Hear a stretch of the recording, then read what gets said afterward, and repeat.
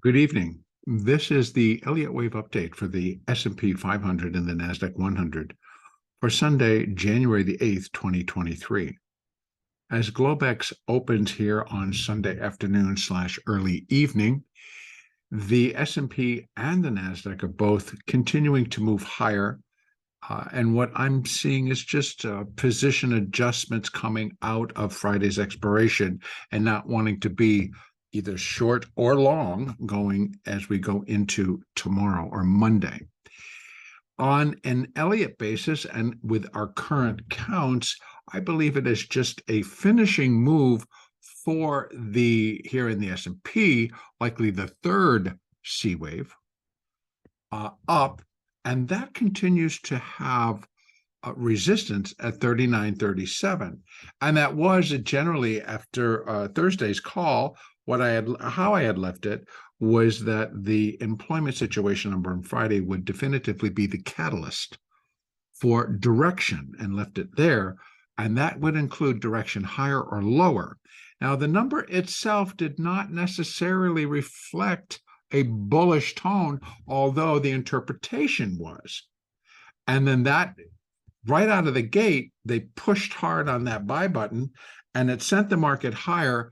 And then that just set the tone and it remained that way. So even when during the second half hour of trading, the market did decline, reaching session lows before again just being stormed straight higher, finishing the day strong. Now, the NASDAQ itself was up nearly 300 points. That's the cash market, with the Dow up 700, the S&P up well over 100. In fact, the SPX was finishing up, about 87 points.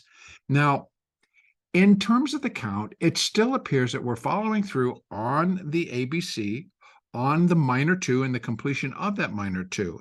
But as I did leave it on Thursday, that if we started to rally, we needed to get, first of all, above that 39.07 level, and then had the possibility that we would make it all the way up to next resistance, which is at 39.37. That still now appears to be the case. So dropping it down to the hourly chart, what it appears is that we basically had a 1, 2, 3. This is the 4. And now still have a little bit more to go in terms of getting it up above 39.29, which was pretty much the high on Friday, and then on up to 39.37. Once that's achieved, we'll have reached our resistance. And again, counting this whole thing out, coming back from here, that's where minor wave 1 is actually back even a little bit further. Minor wave 1 comes in right there on December the 22nd. So we have an ABC, an X, an ABC, X, A, B, C. So the C still being in progress. 1, 2. It could be just an extension in 5, because I can basically go 1, 2, and this is probably 1, 2, 3. But so we may have even a little bit more, depending on how this gets counted out. But right now, I would be expecting that we should probably continue to move higher. Now, whether it completes the whole package within the Asian markets when they open, or the European markets when they open, or if it holds tight and waits for the US again tomorrow. Now, I have not changed in terms of seeing this immense rally, which went against the grain, basically, even with the Fed governors coming out. I think 1 or 2 came out during Friday's session telling don't get carried away, that the rally would not lean the Fed into making a decision to either one, pivot or raise less or change their strategy in controlling inflation. In fact, if we really took a look at the employment situation numbers and the revision for November, it is not. I mean, it's good news for people going back to work, but as far as the inflation fight, it's not good news. It's inflationary. And we're going to continue to see that fight rage on, so to speak. So what can I look for tomorrow? First of all, if we look at the moving averages, they are all basically pointing higher. The 20, the 21, basically coming right above the 200, which now, as you can see, is starting to have a little bit of an upward bias. We got the 50 sitting right below the 200. And once that breaks, it will add to that push. It will give a little credence to the upside continuing as that 50 crosses over the 200, providing a little bit of a boost. Will that be enough to get to 39.37? We'll have to wait and see. Beyond that, we don't really have a whole lot. The next one after 39.37.38 is 39.85. Now, you're going to hear calls for 4,000. I guarantee you that they'll probably start flowing out between now and tomorrow's opening.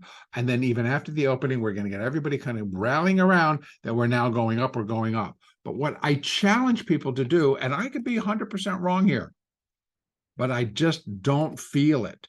I'm going to pull it down to the 4-hour chart and challenge how this is going to be interpreted as a precursor to a strong bullish move, now just taking us back above 4,000 and on and up and up and up and up and up to 4,300. Now, does it mean it can't happen? Absolutely not. But I'm not sure how I would want to count it, or even how I'd want to support it in terms of what the market needs to do to show that it's bullish.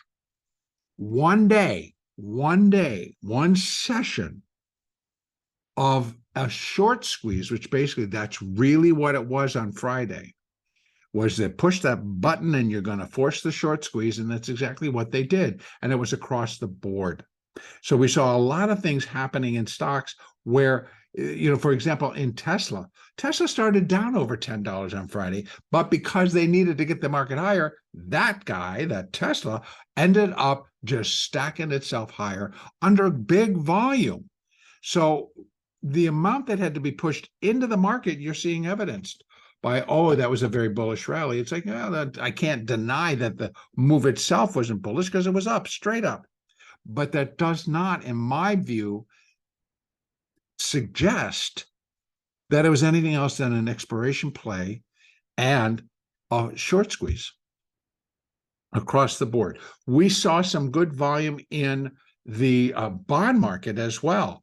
But again, it also was going through a Friday expiration, and it got pushed through that level, and the squeeze just carried it straight on up above 129. Now, they're under a different type of account in the bond market that would not correlate with what the equity markets are doing or what the equity markets are likely going to do.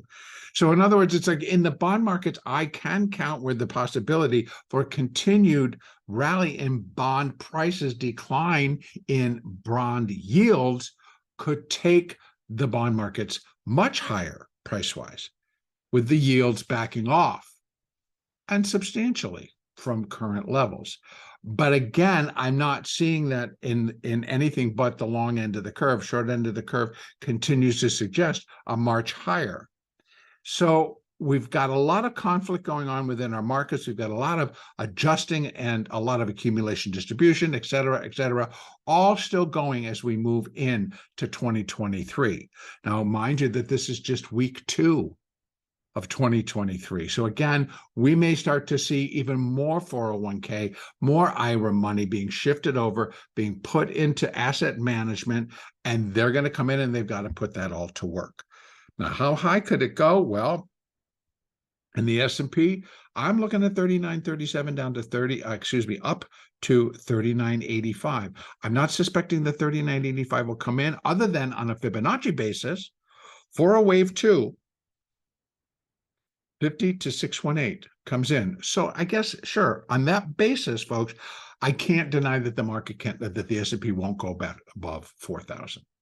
It certainly can. But what I do see that it's doing, it's not suggesting that everything's okay, that inflation is taken care of, that we're heading into 2023, et cetera, et cetera. I think it would be a setup. And it's a setup where they would just collapse off of these levels. So for tomorrow, I would think that here in the S&P, we stand a good chance that we're going to continue to go higher. We're still not seeing any sellers. But then again, Asia's not open yet. Neither is Europe. So we got to get through those two sessions, adding in what's happening within those sectors over there and what's going on in the Ukraine, et cetera, et cetera. So it's a lot of factoring to kind of still be pushed around and done within the markets. And so we're going to continue to see this adjustment for a little bit. Now, the dollar has a play in this. Gold has a play in this. You know, inflation has a big play in this. And of course, just now we're going to start to be preparing for earnings. So earnings really start on the 13th. We've got some of the banks coming in on the 13th, and for Bank of America. And we have, let me see, we have Goldman Sachs coming in on the 17th. We have JP Morgan coming in on the 13th. So we have on the 13th, the Bank of America, JP Morgan. I could go down my list, but we do have the banks. They're going to kick it off. And that pretty much starts on the 13th of January. Tomorrow's the 9th. So by the end of the week, we should start to get a hint, at least how the bank's going to do. And that might hold things up until we get into that. And then, of course, the next Friday, again, is an expiration. Over in the NASDAQ, it basically is the same story. NASDAQ did jump out of the gate here as Globex opened much faster than the other markets, and it is continuing to hold up. Not off, it is off of the highs, the early highs that we saw a few minutes ago. So, but I would think here we need to get ourselves above 11,177. Well, we have, if it continues on, we've got that resistance there. That likely could finish it if it gets itself up there, because here as well, I'm going to drop down to that hourly chart and open it up. It just seems to appear to be got a 1, 2, a 3. This is a small 4, and we got a 5. Now, it might be A, B, and then we get a C wave down in that 4, bringing it down to here, and then still have that possibility to rally, or it just finishes up the rally now, getting itself above 11,171. Where do we have more resistance? So if I'm just going to take it on a straight ABC, I'm going to go from that low to that high to that low, and we have 11,174.